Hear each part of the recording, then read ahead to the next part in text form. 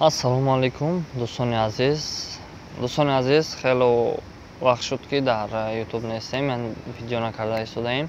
Аз сабаби он ки машғули кор, машғулият бисёр шуд, вақти холигӣ кам.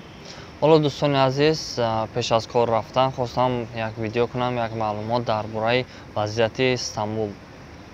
ҳоло ман дӯстони азиз дар назди масҷиди Султон Баязид қарор дорам.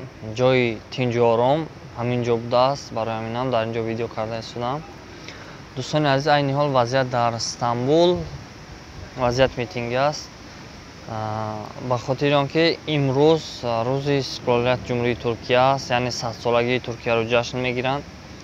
100 сол пеш 28 октябр Мустафо Камол Ататурк як сухани таърихиаш аст ки пагоҳ ҷумҳурияти Туркияро эълон мекунем.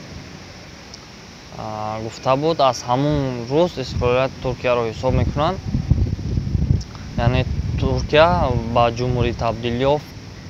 Дӯстони азиз, имрӯз соати 3 эълон карданд ки дар назди аэропорти Ататурк митинг аст, митинги давлатӣ, митинги ҷумҳуриявӣ бар зидди ҳамлаҳои Исроил.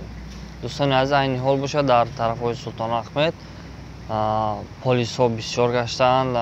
Инчунин полисҳо ҳамаи он компанияҳои амрикоиро ба монанди Макдоналдс, Бургер Кинг ва Старбаксро доимо дар муҳосира қарор медиҳанд, чунки мардум ба ин компанияҳо ҳуҷум накунанд.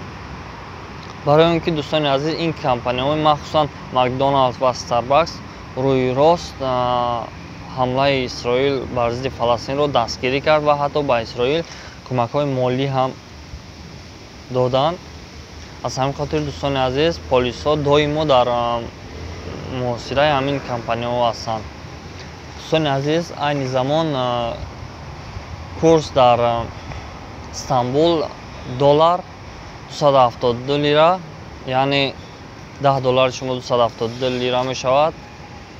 $100 шумо 2720 лира. Агар ки шумо лира дода доллар гирифтанӣ шавед, 285 аст, яъне $100 шумо 2850 лира мешавад. яъне 2850 лира медиҳед, баъд $100 мегиред. курси рубл бошад 265-270 лира аст, яъне 1000 рубли шумо 265, дар баъзи ҷойҳо 270 лира мешавад. обу ҳавои Истамбул бошад дӯстони азиз, офтобӣ аст, вале ками шамол аст. мувофиқи прогнози Google бояд ки 21-23 дараҷа гарм шавад. одамон таи як курта мегарданд, яъне он қадар хунук нест. хулос дӯстони азиз, боқӣ дар амони худо бошед то видеои баъдина.